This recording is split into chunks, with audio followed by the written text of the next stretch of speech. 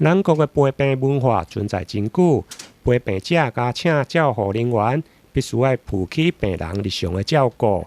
但随着人口的老化加少子化，伫个临床上，请看到老人照顾陪病的老人。对此，吉美医学中心对2018年7月4万住院病人共聘照护服务员，到今年3月底共聘照护总共超过25000人次。不管是病人、家属，或者是病房的护理师，整体满意度拢高达90%以上。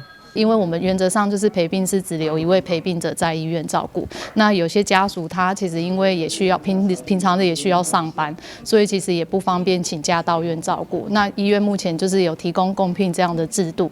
那相对对家属来说，因为一般我们请全日的照服员的费用的话，一天大概是2600到2800。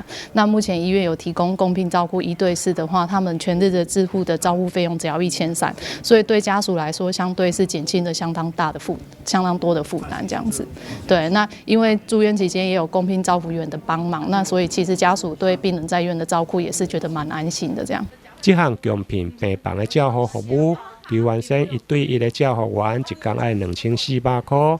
1对4，每位病人一天才1300块，不但会用减轻病人甲家属的负担，另外嘛有总店照服员的服务，每点钟收费200块，提供病人家属一个全时的服务。台南新闻引根采访报道。